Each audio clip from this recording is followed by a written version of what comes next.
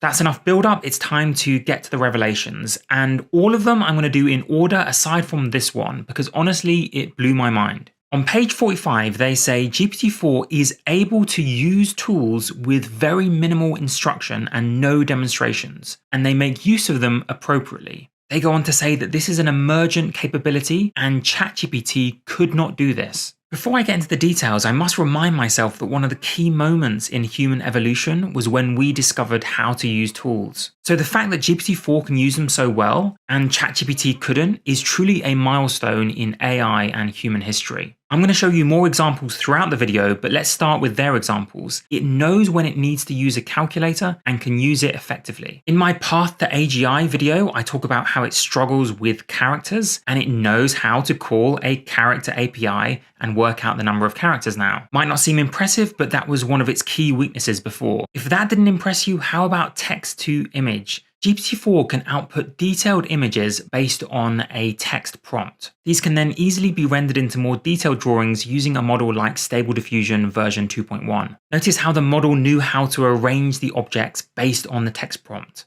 And at this point, I can't help but point out that other companies like Adept AI are training language models on tools such as Photoshop. The point is that once language models understand how to use tools effectively, the sky is the limit. Next, the paper revealed that GPT-4 passes mock technical interviews on LeetCode, and they say that it could be potentially hired right now as a software engineer. On page 21, it gives the results of GPT-4's performance on easy, medium, and hard LeetCode tasks, and it then somewhat modestly says it is comparable to human performance. Well, try to remember these numbers, like 86.4 for the easy task and 14.3. The k equals 5 bit, by the way, is that they picked the best of its 5 attempts. Deep in the appendices, you see this. This is the human level. Easy, medium, and hard. And by the way, they were a little bit generous with humans because they didn't include those guys who got none of the tasks right. They took those guys out of the database and compared GPT-4 only to those humans that got at least one task right. And you thought it was just standard coding? How about 3D game development?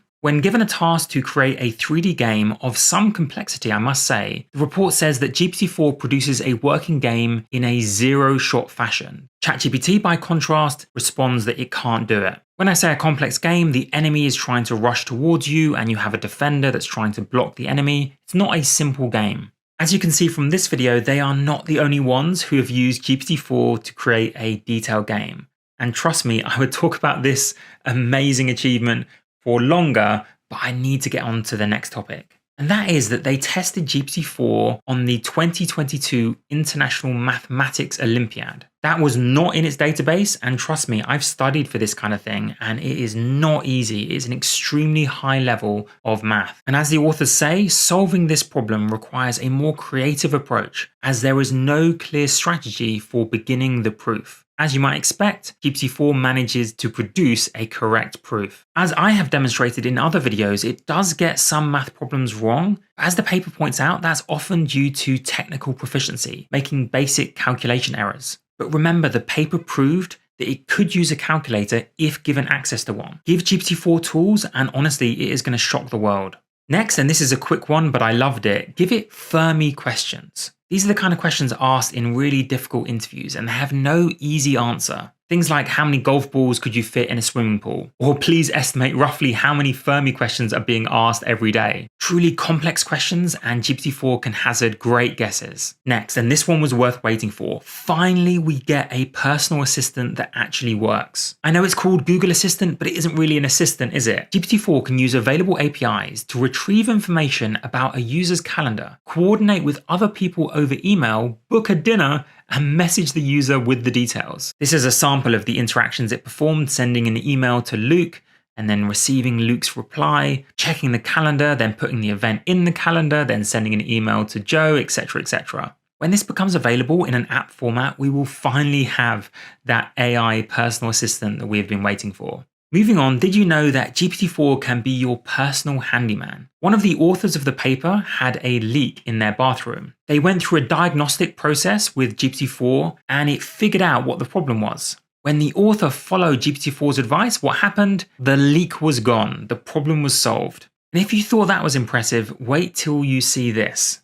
If it's allowed to ask enough questions, as you can see above, GPT-4 can build up a mental map of, say, a house that it's entering. On the left, you can see a map of the true locations of each room, and on the right, you can see GPT-4's mental image of them. That was revealed, by the way, by drawing a pie plot. This ability, of course, is going to become very relevant when GPT-4 gets embodied, and I'm going to talk about that in my next video. Speaking of which, if you're learning anything from this video, please don't forget to leave a like and let me know in the comments. Next up is theory of mind, and I have done a whole video on this, so do check it out afterwards. But essentially, the authors discovered the same thing that we have, which is to say that GPT-4 can build up a mental model of what other people are thinking. You can pause the video and read the scenario yourself, but essentially it involves knowing what Alice must be thinking, what she must believe about a situation, even though the reality is different, separating what is actually true with what a human being believes to be true.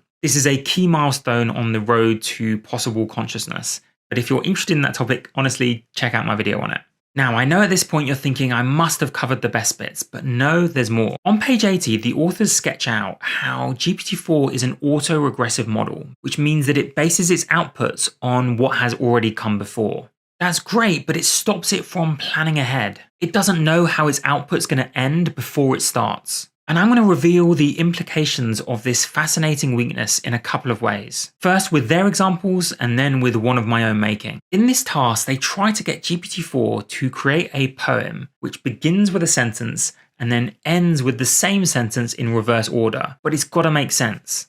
GPT-4 simply can't do it because it doesn't know how its poem is going to end before it starts. Remember, it's an auto-regressive model. After repeatedly and unsuccessfully testing GPT-4's ability to do this, the authors broke it down like this. GPT-4 is amazing at incremental tasks, but not as good at discontinuous tasks. Incremental tasks are those where you follow a standard procedure, building things up step by step, like composing a poem using a rhyme scheme or writing a summary of a text. Start at the beginning and then next sentence, etc. But discontinuous tasks require you to know a bit about the output, the end result, before you start. They give a great example of writing a joke. You kind of need to know the punchline before you do the setup. Maybe that's why GPT-4 is so bad at joke telling. It can't think of an amazing punchline and then work backwards to create the scenario around it. I came up with a simple demonstration of this to show you guys. Try asking GPT-4 this question. How many words are in the full response to this prompt? If you think about it, it has to know the final result of its output to give a correct answer. Because it's just generating an answer word by word, token by token, it can't do this. It said that there are 43 words in the full response to this prompt, including the words in the question and the answer. Okay, that's kind of weird. I didn't want to include the question itself, but let's see if it got it right. I said list them out and count them, and then it went through, including the prompt, which I didn't want, but fine, how many words are in the full response, etc, etc. And lo and behold, there were only 31 words in the prompt and the output. But remember, it had said that there were 43 words. It doesn't know the end result when it starts. Before you conclude that this will be a permanent block on language models like GPT-4 progressing further, ponder this. A paper came out in January showing that it was at least theoretically possible to augment large language models with external memory. And the paper both asks and answers this question. Such works raise the question of whether augmenting a language model with an external feedback loop is merely useful or fundamentally expands the range of computations that can be performed. This paper gives an affirmative answer. Now, obviously, it's still a huge leap from here to there, but imagine if GPT-4 gets access to an external memory, or say GPT-5. Then, as the authors note, you could have different layers of language models. One doing the fast-thinking subroutines, and another doing the slow-thinking big picture, monitoring the output of the language model and adjusting from there. Arguably, that would be the ultimate breakthrough, possibly even a dangerous breakthrough. Speaking of dangerous, on page 84, the authors note that the unrestricted GPT-4 is incredible at propaganda and conspiracy theories. It can design entire misinformation campaigns replete with links and images. And I worry that it's only a matter of time before someone jailbreaks this kind of version of GPT-4 and uses it in the wild.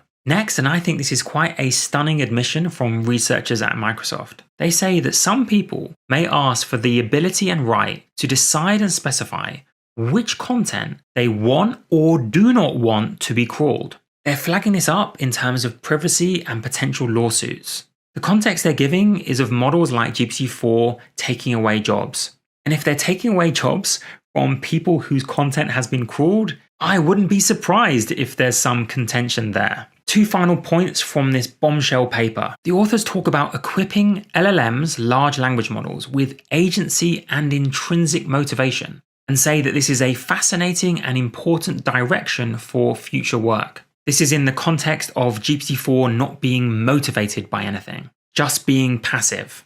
Well, I do think that that's a fascinating direction for future work, but it's also a very concerning one. Giving a language model intrinsic motivation not only has ethical concerns, and questions like when would it have rights then, but it also raises huge safety concerns. Of course, they do admit with this direction of work, great care would have to be taken on alignment and safety. I'm not personally too keen on this phrasing of giving it motivation is a fascinating and important direction, as if it's definitely something we should be working on. This is especially true in the context of the final part of the paper. They admit that they don't really know what is actually happening. They know what GPT-4 is capable of, but not really why it's capable of those things. Of course, they propose hypotheses, but they end with this.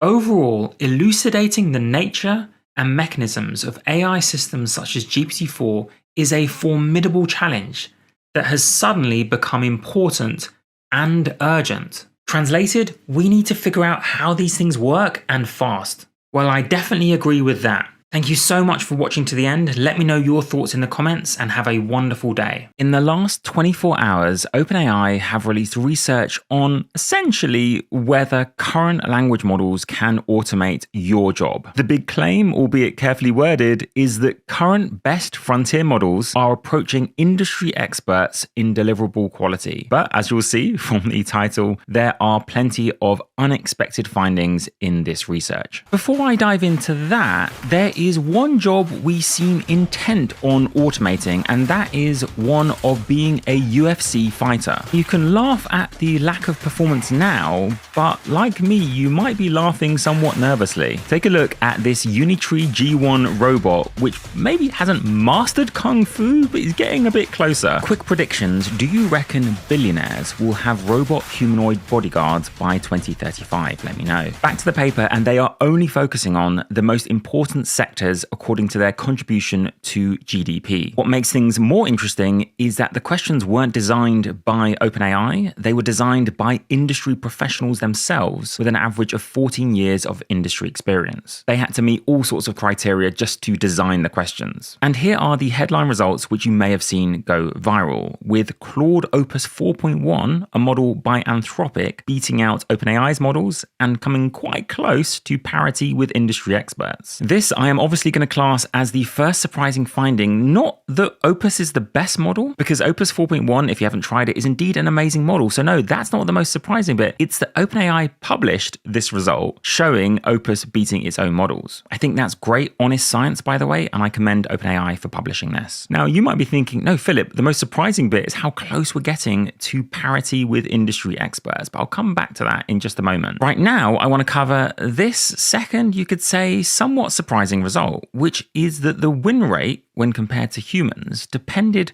quite heavily on the file type involved. If your workflow involves submitting or producing a PDF, PowerPoint, or Excel spreadsheet, you might well find that Opus 4.1 is a league ahead. All these figures, by the way, are on how often a model beats a human expert output as judged by a human expert. You may want to pause this one to look across the different sectors, and you may or may not find it surprising that it's in government where we have a model beating the average human expert. Personally, I'm a little bit skeptical that Gemini 2.5 Pro scored so badly across these metrics. I find it a really great model, but then again, Gemini 3 might well be around the corner. The third potentially unexpected finding is that we seem to have passed a tipping point where models tend to speed up human experts. To briefly summarize this table, if a model is too weak, even if you let it try a task multiple times and then only use its output if you judge it to be satisfactory, that doesn't actually speed you up. Essentially, the time to review its output is just badly spent and it's not worth the time. You might as well just do it yourself alone. However, by the time we get to GPT-5, this does actually speed you up. You guys may have experienced this yourself, but GPT-5 does a good enough job, often enough, that across the board, on average in these industries, and I'll get to which ones in a second, you are slightly sped up. Two fairly critical caveats to this unexpected finding though, and one is that where is Claude 4.1 Opus? Because surely that would have had even greater a speed improvement for the human experts. And second, the bar for acceptance for what these models were producing was meeting the human's quality level. They call it the quality bar, as judged by those humans. But what if those humans can't always spot the subtle errors that the models output? Reminds me of that developer study that Meta did, where the experts thought that they were being sped up by 20%, but they were actually being slowed down by, I think, around 10-20%. Now, though, to the biggest finding of all and the big claim in the paper, as iterated by Lawrence Summers. He's a famous economist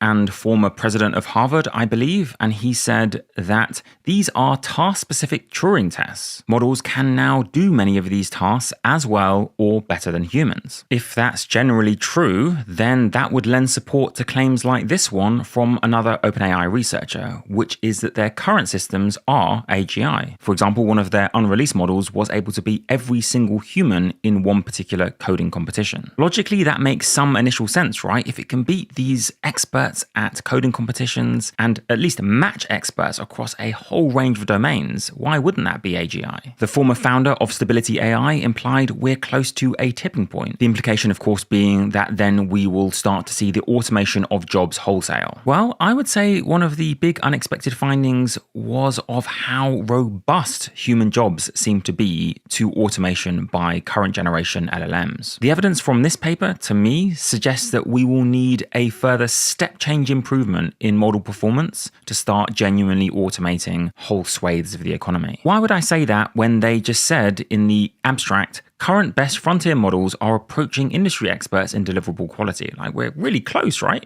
Not really when you dive into the details of the paper. First, the paper admits if you look at adoption rates, the picture doesn't look so great for AI, and I covered that in a recent video with many companies dropping their pilot projects. But those are lagging indicators, as is GDP growth. It takes time for people to realize how good these models are, so those metrics will be lagging indicators. Fair enough, it will take time for AI to diffuse, so they're just going to focus on what current gen AI can actually do. Here are some of the tasks, by the way. For example, if you are a manufacturing engineer, then you were asked in this study to design a 3D model of a cable reel stand for an assembly line. All the other models were given the same task, and then the results were compared, blind graded. What then is the problem if these tasks were designed by industry experts and then blind graded? Surely that shows that the models are almost at human expert level industry performance. Even on task length, these tasks required an average of 7 hours of work for the expert. So these are realistic tasks. Well, first, they excluded those occupations whose tasks were not predominantly digital. I had to dig quite a long way through the appendices to work out how they did this, but I want to give you just an example of the kind of thing they did. They looked at this table and found only those sectors that contributed at least 5% to the US GDP. Then they found 5 occupations weighted by salary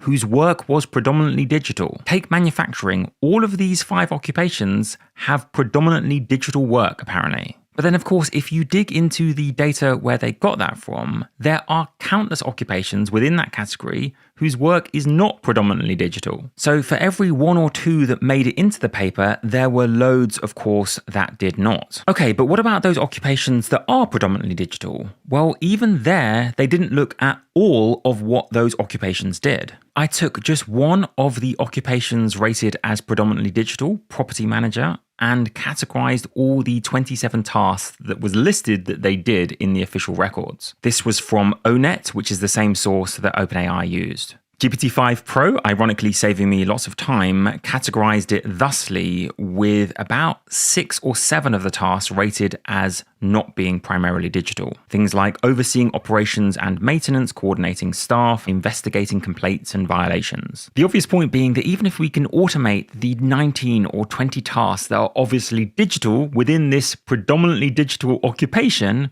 that wouldn't eliminate the job entirely. In fact, that profession might get even more well paid, as we're going to see in a moment, for radiologists. So not all sectors, not all occupations within that sector, and not all tasks within each occupation. Fine, but what about the actual tasks themselves? Well, they were super realistic, and you can look at the range of industries involved, from Apple to the US Department of War now, Google and BBC News, for example. But first, they were somewhat subjective, with even the human experts having only 70% agreement between themselves about which answer was better, the model answer or the human goal deliverable. Next, sometimes it was obvious which answer was the model output, because OpenAI models, for example, would often use M dashes. Grok would occasionally randomly introduce itself, apparently. More fundamentally, though, the tasks were one shot. Here's the task, get it done. Of course, in a real job, there's much more interactivity, where you ask questions of the person giving you the task to find out the scope and parameters of the task. Also, they had to exclude tasks that relied on too much context, like the use of proprietary software tools. Then there were the catastrophic mistakes. They admit one further limitation of this analysis is that it does not capture the cost of catastrophic mistakes,